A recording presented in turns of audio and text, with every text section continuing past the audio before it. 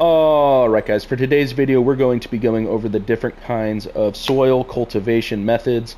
What are the different types? Basically the plows, cultivators, disc harrows, power harrows, and subsoilers.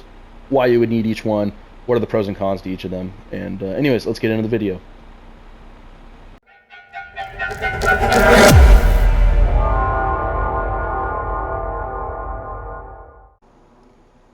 So the first thing I'm going to do is I'm going to briefly explain what the purpose of these are and kind of the differences between the 5 of them. So basically, as most of you know, and if you're new to the game, you wouldn't know this, but before you can plant into a field that's been harvested, or if it has crop already growing in it and you want to plant something, you have to prep the field first and cultivate somehow.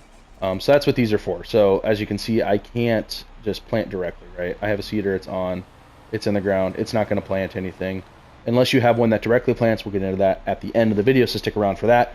But you need to do one of these processes first. So you have plows, cultivators, disc harrows, power harrows, and subsoilers. They all fulfill that need. Now the first one we're going to go over here is the plow.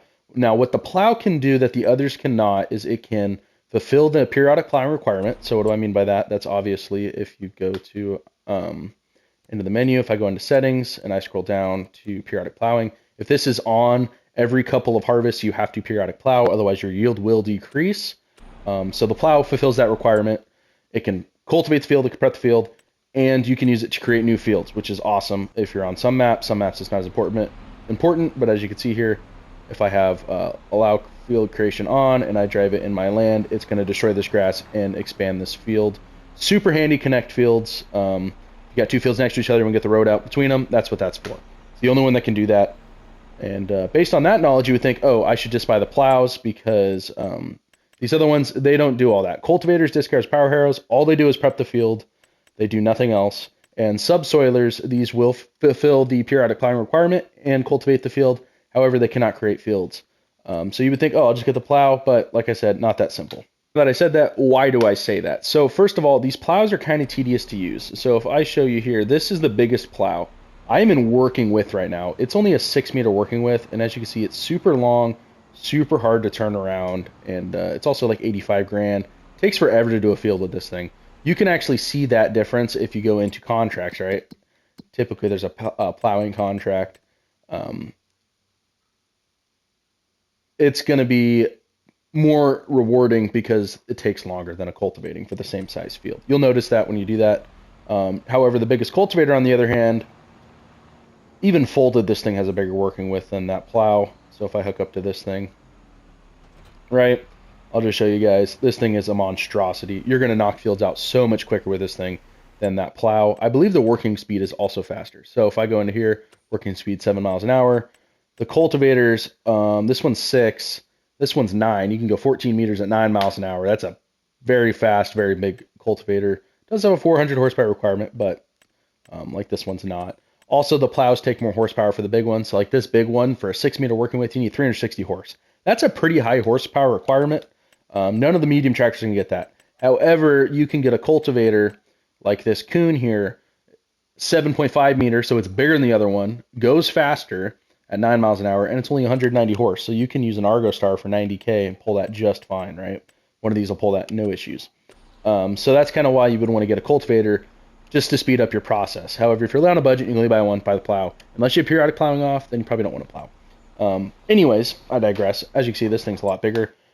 The reasons why you would want to use a disc harrow or a power harrow is basically very limited to none. Okay, so the power harrow here is basically the same as the disc harrow. They're just a little more pricey. The one advantage is they connect directly to the tractor, and it's not a trailer. A little easier to control, but not really necessary. Not really worth your time. Disc harrows, yeah, they have a little niche use cases, but like the equivalent here, so you got this one at 6.3 meters at 10 miles an hour. The cultivator equivalent is probably this Coon. It's a little cheaper even, quite a bit cheaper. So actually, best equivalent you could get would be this one here, 7.5. So it's a bigger implement for the cultivator. It does go a little slower, but it's marginal. So typically I just get the cultivator. I don't usually mess with these.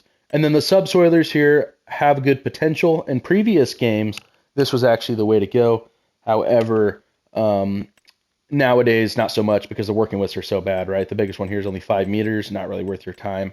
They are a little easier to drive around than the plows, but yeah, not great. So I usually stay away from those. So basically, it boils down: do you want a plow or a cultivator?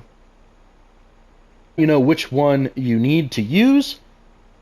I'm going to help you decide which one you personally should get between the big list. So like I said, don't get a disc harrow, don't get a power harrow. The only one that has a little niche use is this the Dalbo, because you can put a seed tank on it. However, this is only good for planting grass, and as you guys know, you only need to plant grass once, so not really that useful. So again, stay away from those. In the cultivators, if I'm on a budget, I'm just going to get the John Deere. It's $9,500. It's decent size, 4 meters is doable. 9-mile work speed, pretty solid for that price range.